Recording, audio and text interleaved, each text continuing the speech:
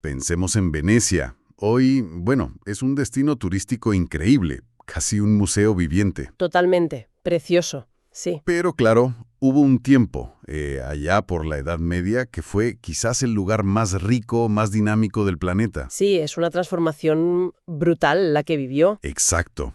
¿Cómo se pasa de eso al estancamiento? Y esta pregunta, creo, nos lleva al meollo de lo que vamos a tratar hoy, que es algo clave, sobre todo si uno está metido en temas de economía. Ajá. ¿Por qué unos países tiran para arriba y otros, pues, se quedan atrás? Esa es la gran pregunta, sí señor. Y las fuentes que manejamos apuntan muy claro. ¿Hacia dónde? Pues a que no es solo la geografía, ni la cultura, ni la suerte. Son las instituciones. Las reglas del juego, tanto económicas como políticas. O sea, ¿cómo está montado el sistema? Para que unos pocos se lleven todo el pastel y bloqueen al resto. Vamos, extractivas. Inclusivas versus extractivas. Esa es la tensión. Y vamos a ver cómo marcó el destino de sitios como Venecia, Roma o Inglaterra. Casos históricos muy potentes. Pues empecemos por Venecia, ya que la mencionamos. Su arranque, en la Edad Media, es espectacular y se basó en instituciones económicas, bueno, sorprendentemente abiertas para lo que era la época. Ajá. La más famosa es la comenda. Imagínala como una especie de sociedad temporal. Sí, como una joint venture antigua, ¿no? Algo así. Un socio ponía la pasta, el capital, y otro se iba de viaje con la mercancía. Lo importante es que esto abría la puerta a gente nueva, gente sin apellido, sin grandes fortunas detrás. Y funcionó, ¿no? Los datos lo sugieren. Sí, los datos que citan las fuentes sugieren que un porcentaje altísimo de comerciantes en algunos periodos eran nuevos ricos, por así decir. Fomentaba una movilidad social que hoy nos parecería increíble. Y esa apertura económica, importante, fue de la mano con una apertura política, al menos al principio. ¿Cierto? El dux, el jefe, era elegido, y aunque al principio mandaban unas pocas familias, su poder se fue limitando con el tiempo. Sí, hubo reformas clave, sobre todo después de que mataran a un dux en 1171. Ahí se pusieron serios. ¿Qué hicieron exactamente? Pues crearon un gran consejo, que era la fuente real del poder. Complicaron la elección del dux para que no lo controlara una sola facción, y le hacían jurar que iba a respetar las reglas del juego. O sea, controles y equilibrios, ¿no? Eso es. Y eso permitió más cosas. Tribunales más independientes, leyes comerciales más claras. Incluso ahí nació, digamos, la banca moderna. Parecía un círculo virtuoso. Apertura política, apertura económica, prosperidad. Pero. Siempre hay un pero. Siempre. Y aquí es donde la cosa se tuerce. Ese mismo éxito, que venía de reglas abiertas, generó lo que los economistas llaman destrucción creativa. Que básicamente significa que los nuevos entrantes amenazan a los que ya estaban. Exactamente. Los nuevos ricos de la comenda empezaron a competir con las élites de siempre. Amenazaban sus negocios y también su poder en el Gran Consejo. Y claro, a las élites eso no les hizo ninguna gracia. Ninguna. ¿Y qué hicieron? Pues lo clásico, protegerse, cerrar filas. En 1297 llegó la aserrata, el cierre. ¿Qué cerraron? Pues el acceso al Gran Consejo lo convirtieron básicamente en una casta hereditaria. Si no estabas en el libro de oro, el libro de la nobleza, te quedabas fuera. Se acabó la movilidad política. Y me imagino que después de cerrar la política, Cerraron la economía, se cargaron la comenda, que era la escalera para los nuevos, el Estado empezó a meter mano en el comercio, que antes era más libre, y lo convirtió en un monopolio para la nobleza ya establecida. vaya giro. ¿Y las consecuencias? Letales. A largo plazo, claro. La economía empezó a ir para abajo, la innovación se paró en seco, la población disminuyó, Venecia pasó de ser una potencia vibrante a, bueno, a lo que es hoy. Una joya, pero estancada. Un museo. Es una lección tremenda, ¿eh? Que las instituciones buenas, las inclusivas, no son para siempre. Se pueden revertir. Exacto. La prosperidad depende de mantener esa inclusión, de evitar que las élites se atrincheren y cierren el sistema para proteger sus privilegios. No hay progreso garantizado. Y un patrón parecido, aunque con sus matices, lo vemos en Roma. La República Romana, que duró siglos, tuvo un éxito innegable. Y parte de ese éxito vino de instituciones políticas con ciertos elementos inclusivos. Ciertos elementos, sí. Había magistrados electos, algunos controles al poder, una asamblea de la plebe que podía vetar leyes. Incluso usaron la secesión, que era como una huelga general, para presionar y ganar derechos. Y hay señales de crecimiento económico en esa época, ¿verdad? Sí, las fuentes mencionan pruebas arqueológicas, más naufragios con mercancías, lo que indica más comercio, y también análisis del hielo de Groenlandia que muestran picos de contaminación por plomo y plata de la minería. O sea, actividad económica había. Pero Roma siempre tuvo ese lado oscuro, muy extractivo. Muy oscuro. La esclavitud era aún masiva. Quizás un tercio de la población eran esclavos, sin derechos. ¿Y la élite? La élite senatorial, los grandes terratenientes controlaban la política y la riqueza. La desigualdad era brutal. Y eso generaba conflicto, claro. El caso de los hermanos Gracos paradigmático. Totalmente. Intentaron redistribuir tierra pública que la élite había acaparado ilegalmente y acabaron asesinados. Eso te muestra la tensión que había ya dentro de la República. Era un polvorín. ¿Y la transformación en imperio con Augusto, aunque trajo la famosa Pax Romana al principio? En realidad consolidó y aumentó la extracción. Institucionalmente fue un paso atrás en inclusión. ¿Cómo? Pues se cargaron el poder real de las asambleas populares. El ejército se profesionalizó y se convirtió en un jugador político clave. La Guardia Pretoriana ponía y quitaba emperadores a su antojo. ¿Y los derechos de propiedad? Muy precarios. Las confiscaciones eran constantes. La política se volvió una lucha de poder violenta, crónica. El imperio tardío es una espiral de inestabilidad, guerras civiles, asesinatos, un caos. El caso de Ecio, que mencionan las fuentes, el último romano, luchando contra todos, ilustra bien ese caos final. ¿Y tecnológicamente qué pasó? Porque Roma tenía ingenieros brillantes. Pero se estancó. Hay anécdotas muy reveladoras que citan las fuentes. Un emperador que rechaza un invento de vidrio irrompible porque haría bajar el valor del oro y la plata. No me digas. Otro que frena una máquina para mover columnas pesadas. La razón, dejaría sin trabajo a la plebe y podría haber disturbios. Dar máquinas que ahorren trabajo si tienes esclavos por millones o campesinos casi siervos, los coloni, que hacen el trabajo duro por casi nada. No hay incentivo. Ninguno. Y el declive económico se ve claro. Menos comercio, como indican menos naufragios encontrados, y los datos del hielo de Groenlandia también muestran una caída en la contaminación por minería. Roma se apagó. Y su legado para Inglaterra, que es donde luego sí surge la inclusión. No fue directo.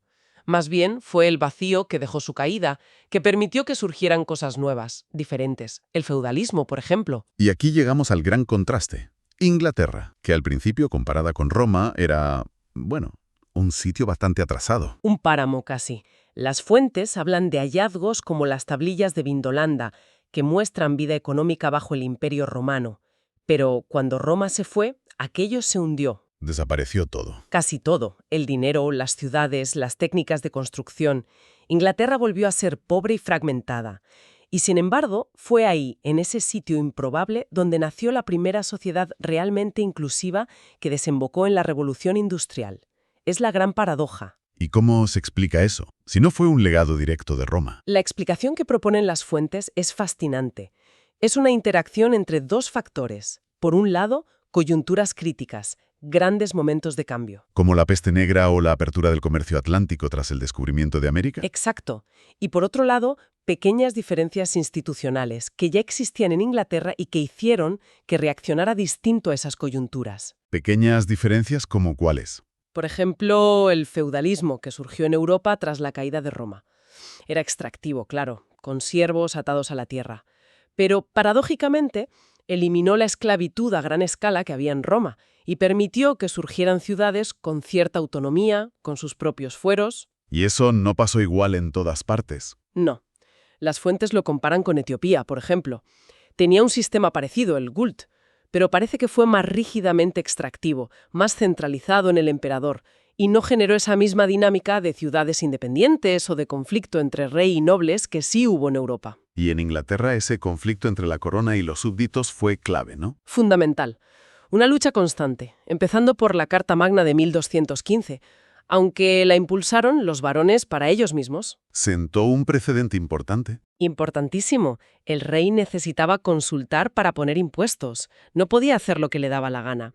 Y luego surgió el Parlamento en 1265. Que, aunque era elitista para nuestros estándares, Representaba más grupos que en otros países de la época, caballeros, burgueses de las ciudades, y sobre todo se consolidó como un contrapeso al poder real.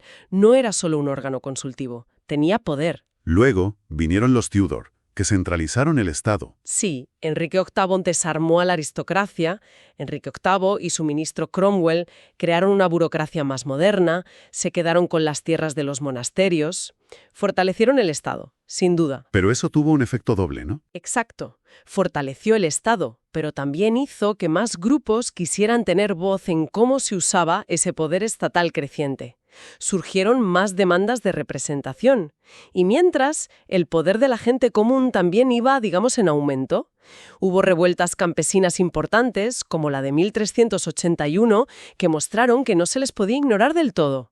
Había una tensión ahí, latente. Y entonces llegaron los Estuardo, en el siglo XVII. Jacobo I, Carlos I, e intentaron lo que se llevaba en el continente, El absolutismo. como en España o Francia, Querían gobernar sin el Parlamento. y chocaron de frente. De frente, sobre todo por temas económicos, los famosos monopolios reales. El rey concedía monopolios para casi todo. Las fuentes citan una lista de 1601 que es interminable. Sal, jabón, carbón, hierro, naipes... Una forma de sacar dinero sin pasar por el Parlamento, claro. Parcial importante para ellos. ¿Y esta lucha por quién controlaba la economía y la política acabó? En la Guerra Civil Inglesa, 1642-1649, que fue en gran medida una lucha por el tipo de instituciones que tendría Inglaterra. Y es interesante ver quién apoyaba a quién. Sí. Sí, las fuentes sugieren que los que tenían monopolios o se beneficiaban del sistema real apoyaban al rey, mientras que las nuevas industrias emergentes, los comerciantes independientes, estaban más con el Parlamento. Al final, bueno, le cortaron la cabeza a Carlos I. Algo impensable en otras monarquías europeas. Totalmente. Luego hubo idas y venidas, la República de Cromwell, la Restauración, hasta que otro Estuardo, Jacobo II, intentó de nuevo restaurar el absolutismo y además era católico. Y ahí llegó la Revolución Gloriosa de 1688. Exacto. El Parlamento, harto, básicamente le dijo adiós a Jacobo II e invitó a un nuevo rey, Guillermo de Orange, que era protestante y estaba casado con la hija de Jacobo. Pero le pusieron condiciones. No fue un cheque en blanco. Para nada. Se estableció una monarquía constitucional. El rey reinaba, pero no gobernaba, sin el Parlamento. Y la clave fue la Declaración de Derechos, el Bill of Rights de 1689. Que decía básicamente: Pues ponía la soberanía en el Parlamento. Controlaba las leyes, los impuestos, el ejército, garantizaba elecciones libres, bueno, para los estándares de la época, y reuniones frecuentes del Parlamento.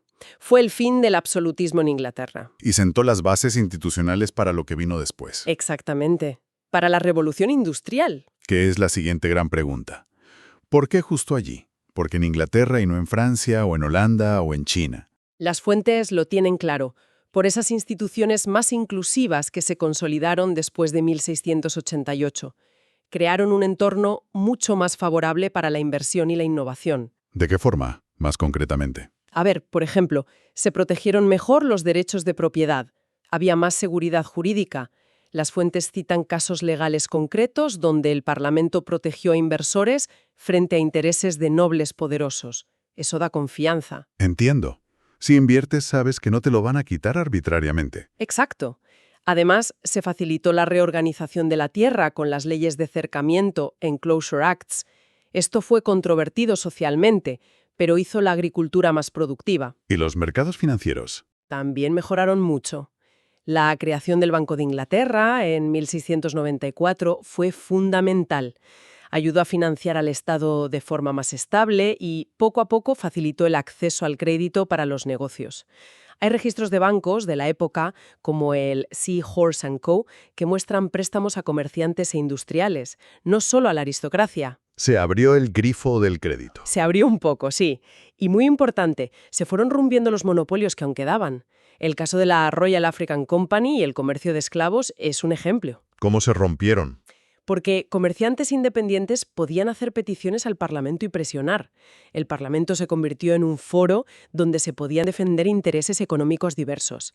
Esa pluralidad política fue clave para abrir la economía. También se quitaron trabas, ¿no? Impuestos absurdos. Sí, como el impuesto sobre las chimeneas, que desincentivaba construir casas mejores. Se eliminó y se adoptaron políticas pro manufactura. Las leyes contra los textiles indios, las Calico Acts, son famosas. Para proteger la industria local. Eso es.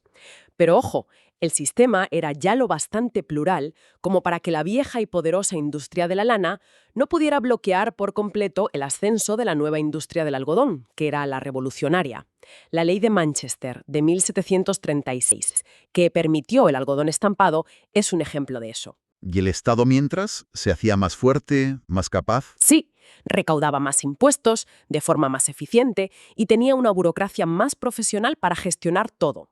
Las fuentes mencionan figuras como el supervisor Cowperthwaite, como ejemplo de esa nueva burocracia fiscal. Vale, tenemos el caldo de cultivo. Instituciones más seguras, más abiertas, un Estado más capaz. Y en ese caldo de cultivo, ¡boom!, la innovación explotó. Vimos una revolución en el transporte, canales navegables con gente como Brindley, carreteras mejoradas con Macadam, y luego el ferrocarril con Trevisick y Stephenson. La máquina de vapor de Watt, claro. Fundamental.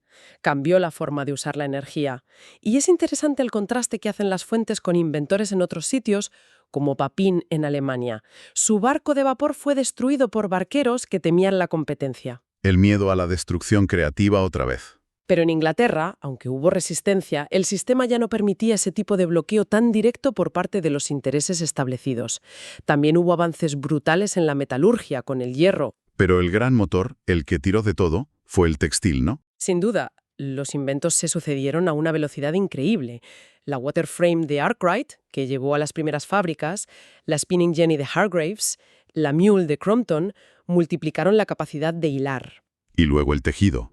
La lanzadera volante de Kay y, sobre todo, el telar mecánico de Cartwright.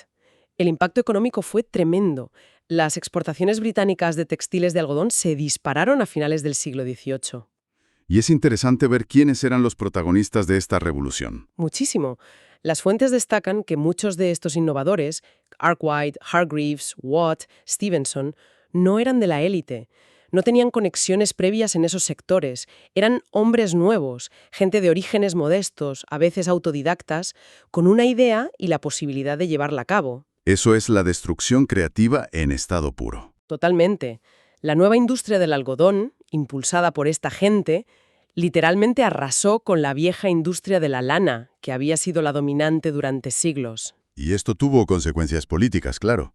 No fue solo economía. No. Generó una retroalimentación. El crecimiento industrial creó nuevas clases sociales, fabricantes, obreros industriales, clases medias urbanas, y esta gente empezó a exigir poder político acorde a su peso económico. 819. Sí, momentos muy duros. La represión fue real, pero el sistema político, al ser relativamente inclusivo, tenía cierta capacidad de adaptación, aunque fuera a través del conflicto. ¿Cómo se adaptó? Pues con reformas. La primera ley de reforma de 1832 fue clave. Amplió el derecho a voto, dio representación a las nuevas ciudades industriales que antes no tenían, y ese parlamento más representativo tomó decisiones importantes, como abolir las leyes del maíz en 1846, que protegían los intereses de los terratenientes a costa de encarecer la comida.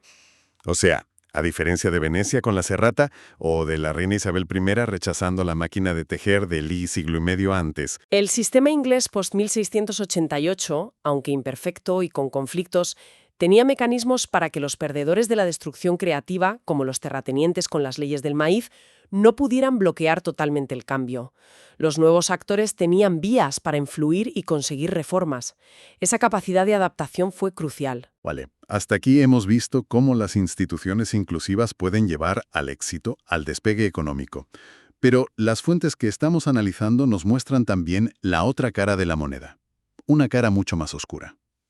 Sí, porque mientras Inglaterra se industrializaba, la expansión europea estaba haciendo en muchos otros lugares del mundo justo lo contrario. ¿A qué te refieres? a que estaban imponiendo o reforzando instituciones extractivas que frenaron en seco o incluso revirtieron el desarrollo potencial de esas zonas.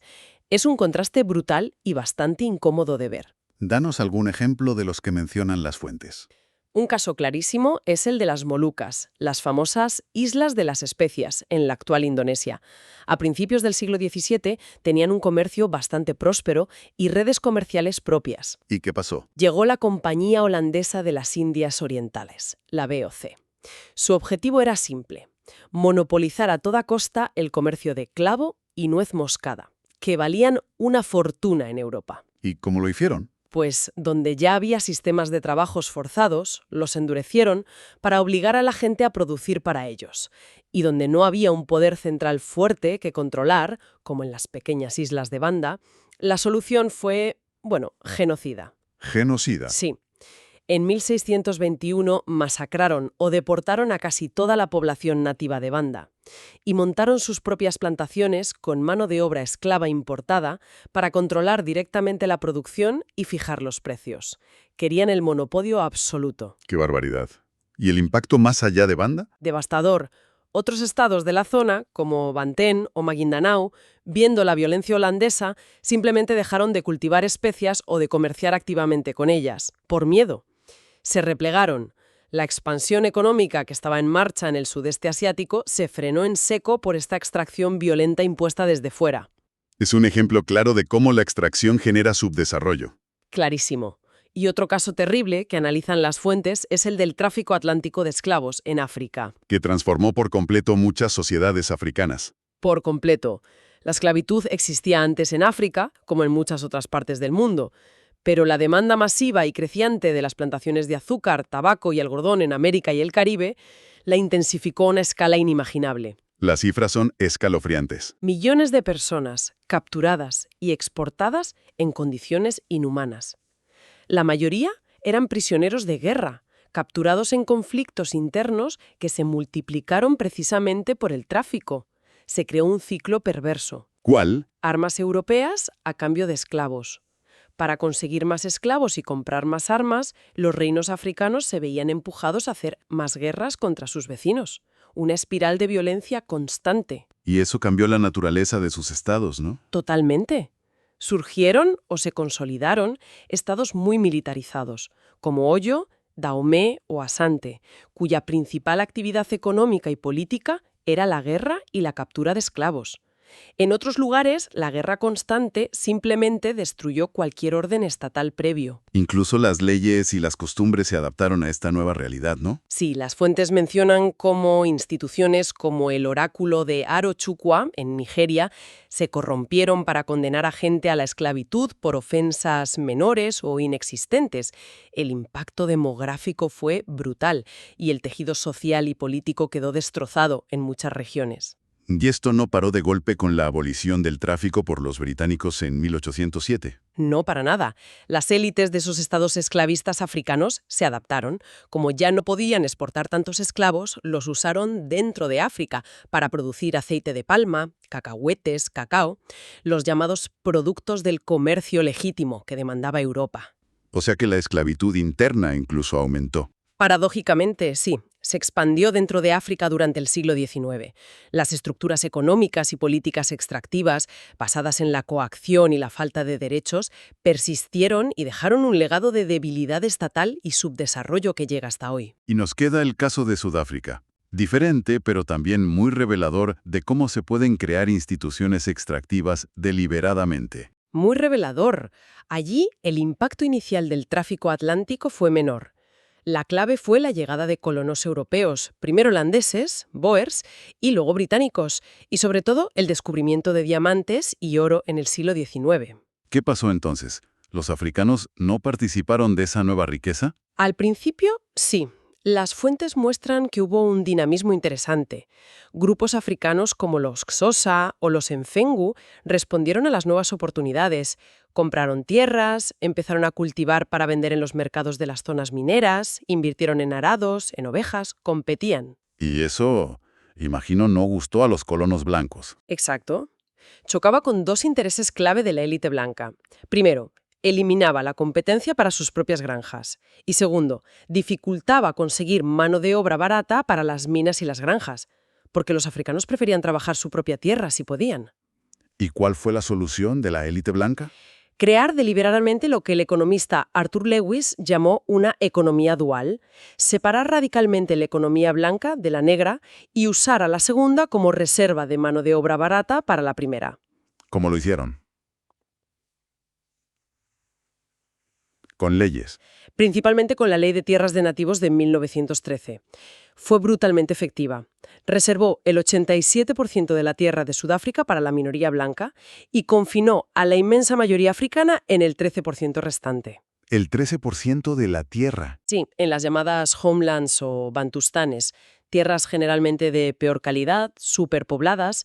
El objetivo era doble: destruir la agricultura comercial africana, que les hacía competencia, y crear una masa de población empobrecida que no tuviera más remedio que ir a trabajar por salarios de miseria en las minas y granjas de los blancos. Fue una ingeniería social y económica tremenda. Totalmente. Y se reforzó con muchas otras medidas. Se prohibió a los africanos poseer tierras o negocios fuera de los bantustanes, se les impidió acceder a trabajos cualificados mediante la color bar, la barrera de color. Y la educación. Se diseñó explícitamente para mantenerlos abajo. La ley de educación bantú es tristemente famosa. El propio Verwoerd, uno de los ideólogos del apartheid, dijo sin tapujos que no tenía sentido enseñar matemáticas a un bantú si solo iba a poder usar una pala. Querían mano de obra dócil, no ciudadanos formados. O sea que el atraso africano en Sudáfrica no fue algo natural o cultural. Para nada. Fue construido. Fue el resultado directo de políticas diseñadas para extraer riqueza de la mayoría negra en beneficio de la minoría blanca. Y ese crecimiento económico blanco, basado en la extracción, fue muy desigual y al final se agotó. Se estancó en los años 70. ¿Y todo esto sostenido por un sistema político? Totalmente extractivo, el apartheid, que negó cualquier derecho político a la mayoría negra. Y que no cayó por un desarrollo económico natural, sino por la resistencia interna y la presión internacional. Entonces, si miramos todos estos casos que hemos recorrido, Venecia, Roma, Inglaterra, Molucas, África, Sudáfrica, a través de lo que nos cuentan las fuentes, el mensaje parece bastante claro, ¿no? Yo creo que sí. Las instituciones, las reglas del juego económicas y políticas son absolutamente centrales. Son el factor clave para entender por qué unos sitios prosperan y otros se estancan o retroceden. Cuando son inclusivas. Cuando protegen la propiedad de forma amplia, cuando dan igualdad de oportunidades para participar en la economía y en la política, cuando permiten que los mercados funcionen y que el Estado esté, digamos, al servicio de la mayoría de los ciudadanos, tienden a generar innovación, inversión y prosperidad. El caso de Inglaterra después de 1688 es el ejemplo paradigmático. Y al revés, cuando son extractivas. Cuando concentran el poder político y la riqueza en manos de una élite reducida, cuando cierran las puertas a la mayoría, cuando no hay seguridad jurídica ni igualdad ante la ley y cuando el Estado se usa básicamente para enriquecer a esa élite, pues llevan al estancamiento, al conflicto y al declive. Lo vimos en la Venecia que se cierra con la Serrata, en la Roma imperial tardía, en las Molucas colonizadas por los holandeses, en el África marcada por el ciclo de esclavos y armas, en la Sudáfrica del apartheid. Los patrones se repiten de forma bastante consistente. Sí, es un marco de análisis muy potente el que proponen las fuentes. También queda claro que el camino hacia instituciones más inclusivas no es fácil, ni automático ni necesariamente pacífico. No, para nada. A menudo es el resultado de conflictos políticos muy intensos, como la Guerra Civil Inglesa o la Revolución Gloriosa. Depende de cómo las sociedades responden en momentos críticos, en esas coyunturas críticas de las que hablábamos, y de equilibrios de poder muy delicados. También hemos visto esa cara incómoda, que a veces, históricamente, el desarrollo de unos parece haber estado ligado al subdesarrollo inducido en otros a través de mecanismos de extracción como el colonialismo o el tráfico de esclavos. Sí, esa es una parte fundamental de la historia que cuentan estas fuentes. El desarrollo y el subdesarrollo a menudo han ido de la mano a escala global. Y lo que también impacta es ver cómo estas instituciones, una vez que se establecen, ya sean inclusivas o extractivas, tienden a persistir en el tiempo. Crean círculos viciosos o virtuosos que son difíciles de romper. Exacto. Pequeñas diferencias iniciales en las reglas del juego, al interactuar con la historia, con las coyunturas críticas, pueden acabar generando divergencias enormes en las trayectorias de los países a largo plazo. Lo cual nos deja con una pregunta final quizá para darle una vuelta después de escuchar todo esto. A ver, ¿Hasta qué punto esas reglas del juego heredadas, esas instituciones que vienen de estos procesos históricos tan largos y a menudo tan brutales, siguen determinando hoy las diferencias económicas entre países? Y sobre todo, ¿qué lecciones podemos sacar de toda esta historia para intentar fomentar instituciones más justas, más inclusivas, que abran más puertas para más gente en el mundo actual? ahí queda eso. Una pregunta nada fácil, pero fundamental si queremos entender el mundo en que vivimos y quizás intentar mejorarlo.